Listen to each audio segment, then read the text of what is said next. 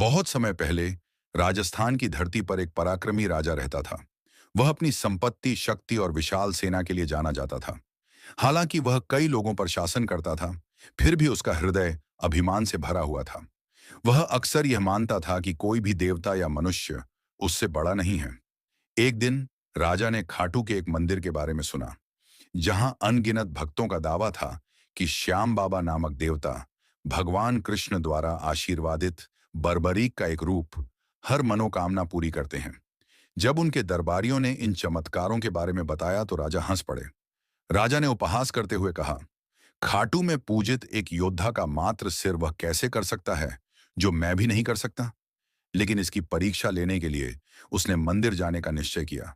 वह अपने सभी शाही रक्षकों, हाथियों और ढोल नगाड़ों के साथ यह दिखाने के लिए अंदर गया कि उसकी शक्ति सभी देवताओं से ऊपर है।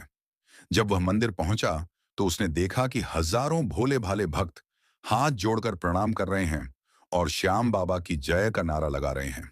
उनकी आंखें आस्था से चमक रही थीं, जबकि राजा की आंखें अहंकार से जल रही थीं। जैसे ही वह अंदर गया, कुछ अजीब हुआ। उसका मुकुट उसके सिर से गिर गया। उसने जल्दी से उसे उठाकर वापस रख दिया, लेकिन वह फिर से गिर गया और खाटू श्याम जी की मूर्ति के सामने जमीन पर लुढ़क गया। राजा क्रोधित हो गया और उसे लगा कि यह दुर्भाग्य है। लेकिन हर बार जब वह मुकुट पहनने की कोशिश करता तो वह फिसलकर श्याम बाबा के चरणों में गिर जाता। अंत में एक पुजारी आया और धीरे से बोला, महाराज, श्याम बाबा आपको शिक्षा दे रहे हैं। राजा चाहे कितना भी महान क्यों ना हो, प्रभु के सामने सभी समान हैं। आपका मुकुट उनके चरणों में है, आपके सिर पर नहीं। राजा कांप उठा। उसका अभिमान पिघल गया। वह घुटनों के बल गिर पड़ा। उसके चेहरे पर आंसू बह रहे थे और उसने सच्चे मन से क्षमा याचना की। उसी क्षण उसके हृदय में एक दिव्य वाणी सुनाई दी, हे राजन, मैं दीन दुखियों का सेवक हूं, असहायों की आशा हूं। अपना अभिमान त्याग दो और तुम्हें मेरा आशीर्वाद प्राप्त होगा। उस दिन से राजा खाटू श्याम जी का सच्चा भक्त बन गया।